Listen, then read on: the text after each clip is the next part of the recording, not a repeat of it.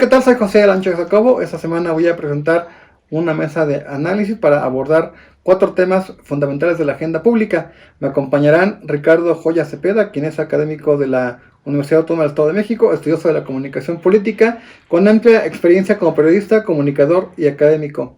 También Miguel Ángel Ordóñez Rayón, quien es director de la empresa Neurovoto, estratega electoral, exlegislador, encuestador y mercadólogo. Ha coordinado diversas campañas tanto en el país como en el extranjero. Karina Aguilar, experimentada periodista de la Ciudad de México, colaboradora del diario 24 Horas, donde también publica la videocolumna Preguntas sin ofensa y es especialista en temas parlamentarios y políticos.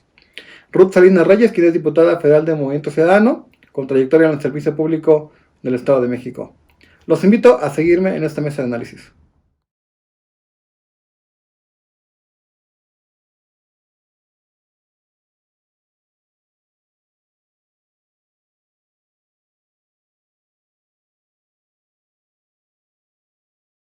Efectivamente, creo que han sido los gobernadores los que en muchos estados han salvado o han hecho su esfuerzo justamente ante una estrategia del Ejecutivo Federal que en momentos no se homogeneizó, porque por un lado hay que recordar que desde el primer momento de la pandemia se politizó y se politizó desde el Ejecutivo Federal, cuando por un lado las autoridades de salud llamaban a quedarse en casa. Hay que recordar que el presidente pedía salir y consumir y bueno, seguía en las giras, no las paró hasta mucho tiempo después. Entonces, estas acciones anticipadas de los gobernadores, yo creo que sí han permitido mitigar justamente el virus, la propagación del virus en algunos municipios, en algunas de sus entidades. Por supuesto que sí quedan cortas porque no tienen los mismos recursos que tiene el Ejecutivo Federal, pero era esencial que ellos ejercieran su poder como gobierno local y como máxima autoridad sanitaria en lo local para establecer estas medidas. Hay que ver ahora cómo nos va a ir con el semáforo y que cada quien va a tener que hacer pues sus medidas, adaptar estas medidas a las medidas generales. La imagen del presidente Miguel Ángel, la imagen del presidente Andrés Manuel López Obrador, la aprobación presidencial en términos político-electorales, hay quien considera que hay un López Obrador antes y un López Obrador después de la pandemia. ¿Cómo lo observas? Bueno, en primer lugar es agradecerte la invitación, agradecerle también a los panelistas que acepten compartir esta mesa virtual de este foro de análisis. Primero, Andrés Manuel ya presentaba caídas en su aprobación antes de la pandemia, pero esas caídas estaban asociadas particularmente con situaciones como minimizar a las mujeres, con situaciones como el problema de no surtir los medicamentos adecuados para la atención de los niños con cáncer, con problemas que eran inicialmente de nicho.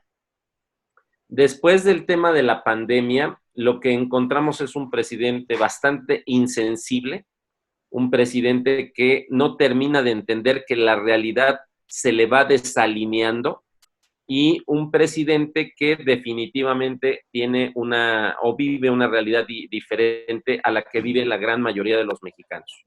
El ejemplo de lo que estoy hablando es que ayer se publica una encuesta en El Financiero, la hace Alejandro Moreno, el director de encuestas del Financiero, y en esa encuesta lo relevante es que se le pregunta a la gente qué tan feliz está, ¿no? Sí. Tomando como base esa frase ya icónica del presidente de que el pueblo está feliz.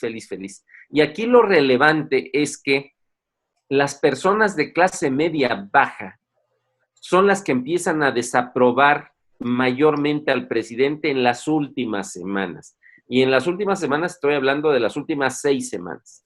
¿Qué significa esto? En términos de comportamiento sociopolítico en elecciones, los grupos que en primer lugar toman su decisión de voto o su decisión de apoyar o no apoyar al incumbente, en este caso al gobierno en turno, son las personas informadas. Y después de estas personas informadas que regularmente coinciden con la clase media pura, digamos, viene el sector de clase media baja. Y ese sector de clase media baja, dependiendo de cómo esté el ánimo social, los ingredientes de optimismo y los ingredientes de pensar que les puede ir mejor en el futuro, van tomando su decisión de apoyar o no apoyar. Lo que hoy me sorprende es que esos segmentos, que son segmentos muy importantes que hicieron la diferencia en la elección para Andrés Manuel López Obrador, en muchas elecciones competidas con el PRI o con el PAN, hoy empiezan a mostrar que ya no están con él.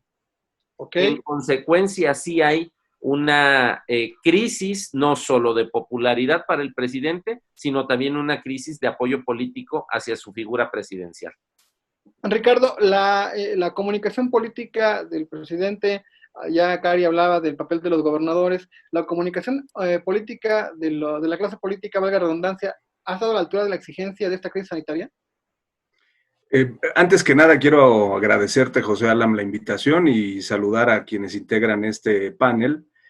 Me parece que la comunicación política, en el caso del presidente de la República, ha sido errática y permanentemente contradictoria, ¿no? En un principio, cuando surgió la crisis sanitaria, pues en un primer momento pues se decía que aquí no iba a ser tan grave. Él personalmente insistía en no preservar las medidas de sana distancia, continuó haciendo sus giras. En su momento, las autoridades de salud decían que el uso del cubrebocas no ayudaba en nada y se señalaba que el modelo de México iba a ser el adecuado, pero conforme fue avanzando la situación y lo que decía oportunamente Miguel Ángel, en términos de la realidad los iba rebasando, empezaron a hacer ajustes en la comunicación, ¿no? Y entre comillas ajustes, pero que en realidad vinieron a ser contradictorios, ¿no? Hoy, por ejemplo, en la mañana, bueno, pues se comenta que prácticamente, pues esto ya se va a terminar. Él insiste, y es el mismo mensaje contradictorio en una sola sesión,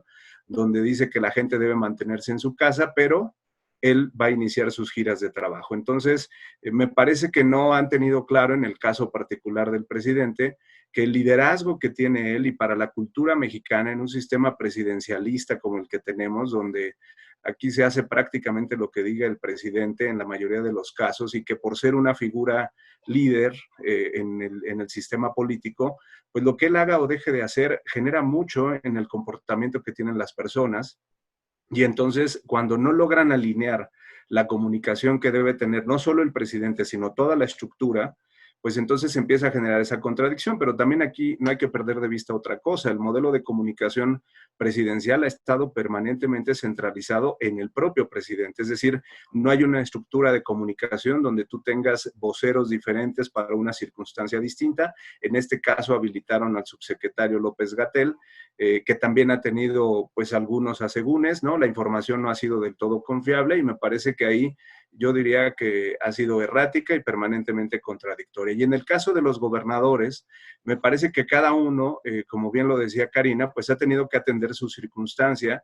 Incluso algunos creo que asertivamente han aprovechado los vacíos que el propio gobierno federal ha dejado, ¿no? Por ejemplo, veíamos que cuando se anunció el plan de retorno a la normalidad o el plan de la nueva normalidad, una expresión que utilizó el presidente es que esa era una propuesta del gobierno federal, pero que cada gobierno local podía tomar las determinaciones particulares atendiendo a sus condiciones. Y ayer la Secretaría de Gobernación les dice que se van a tener que alinear con un solo semáforo, aun cuando hay cifras que no son del todo precisas y que estén homologadas, y entonces cada uno tiene que ajustar. Ha habido casos de gobernadores, por ejemplo, Consulta Mitofsky, ¿no? Hacía una evaluación de gobernadores que han mejorado su posicionamiento en términos de aprobación de la sociedad, ¿no? De la población en general, pero aún así me parece, en lo personal, que la comunicación no ha sido del todo la más efectiva. Y no ha sido la más efectiva porque, en estricto sentido, lo que se tendría que lograr es que la gente, hasta donde sea posible, se mantenga en su casa, y si no se puede mantener en su casa, que aplique las medidas, y eso no ha sucedido. Tan no ha sucedido que seguimos teniendo picos en los números de contagios y seguimos teniendo expresiones en las que la gente prácticamente dice, pues esto ya se acabó, el presidente ya lo dijo, ya vamos a regresar a la actividad, y hay gente que ya está en la perspectiva de que el próximo lunes se regresa a la actividad. Entonces ahí también pues está generando confusión. Diputada, pues tú formas parte de la clase política no fue ajena de la afectación precisamente del coronavirus. Al inicio de la pandemia hubo diputados como Porfirio Muñoz Ledo que pedían que se detuvieran desde antes las sesiones y hubo otra corriente de diputados que dijeron que no. Desde tu punto de vista, la clase política de este país actuó con responsabilidad, sigue actuando con responsabilidad en esta crisis sanitaria. Buenas tardes a todas, a todos. Gracias, primero que nada, por la invitación a participar a este importante foro y comentar. En efecto, de los primeros que salieron contagiados fue justamente en Cámara de Diputados. La bancada de Movimiento Ciudadano tuvo dos compañeros, un compañero y una compañera.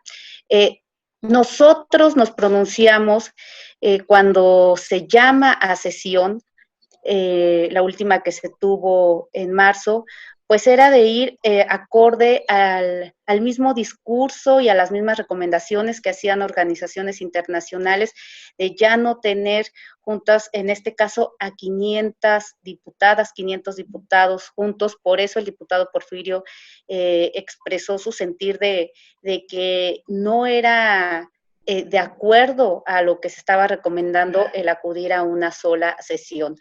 Con esto nos dimos cuenta también que cada quien empezó a actuar de la forma que pensó que era mejor, que al final la ciudadanía va a ser quien termine evaluando si esto es lo que más ayudó para mitigar esta contingencia en un fenómeno extraordinario a nivel mundial, pero también en nuestro país.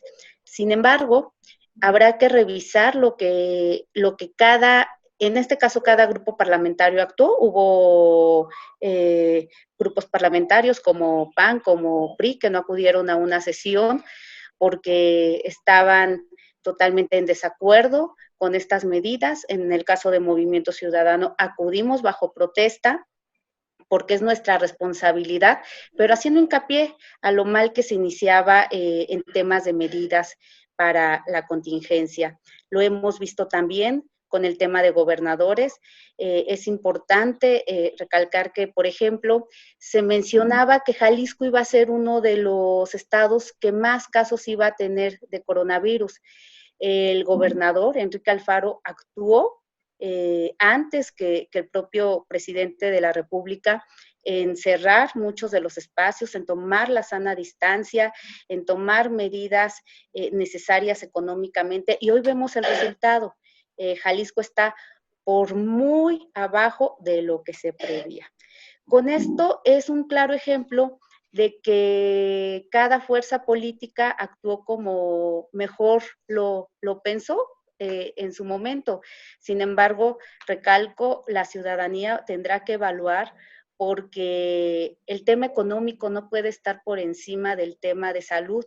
Vimos que varios de los gobiernos no quisieron cerrar sus entradas, cerrar sus aeropuertos por el mismo tema económico. Lo entendemos, pero si hay recomendaciones internacionales, nosotros tendríamos que dar como pues esta clase política el primer ejemplo de ser los que sigamos las recomendaciones y no verlo como un oportunismo de empezar a hacer campaña anticipada, pero eso, reitero, será la ciudadanía quien lo tendrá que evaluar. Muy bien, para cerrar este tema, le preguntaría a Cari, que utilizó menos tiempo en su intervención, preguntarte, Cari, las decisiones de los presidentes municipales y de los gobernadores sí incidieron en que en algunos casos, en sus demarcaciones, hubiera una mayor propagación del coronavirus. Digo, hay encuestas que colocan al alcalde de Huixquilucan, Enrique Vargas del Villar, como uno de los alcaldes que mejores decisiones tuvo. Otros hablan de otros estados, otros hablando de Enrique Alfaro. ¿Consideras que sí determinaron las decisiones de los gobernantes en que en sus estados no hubiera mayor propagación de casos? Yo creo que sí, hasta cierto punto, siempre cuidando que el punto es, yo creo que los gobiernos municipales hicieron lo que pudieron a su alcance, pero la gente no les hace caso porque escuchan un discurso oficial completamente diferente. Entonces, mientras en algunos municipios, efectivamente, como en Huixquilucan, en donde se hicieron grandes llamados, campañas a que se quedaran en casa, hay que también que recordar que en Huixquilucan pues hay una gran población en un muy buen estatus económico que seguramente sí tienen para poderse quedar en casa. El resto de la población, que es lo menos, pues también de Huixquilucan particularmente, pues hay muchos que sí tienen que salir a trabajar para ganarse el día a día. El contrario, por ejemplo, a lo que pasa en Nezahualcóyotl, que por ejemplo ahí pues la gente, la mayoría son comerciantes, se entiende que tienen que salir a trabajar, entonces por más llamados que hiciera la autoridad, pues ellos iban a salir. O sea, la gente creo que al final del día tomó las decisiones que mejor le convenían, porque hay quienes no pudieron quedarse en casa, porque no tienen, porque necesitan salir para comer. A pesar de, y bueno, también hemos visto mucha irresponsabilidad de vecinos, de familiares quizá, o de amigos que organizan reuniones, organizan fiesta en plena pandemia, y bueno, pues ahí ya definitivamente corresponde a cada quien, pero yo creo que sí, los municipios hicieron lo que pudieron con lo que tenían, solventando el discurso oficial, y bueno, pues habrá quienes hayan hecho mucho más de lo que podían, y había otros que definitivamente pues sí los vimos muy laxos, ¿no? Que prácticamente no existían las autoridades municipales en algunos sitios o regiones del Estado de México.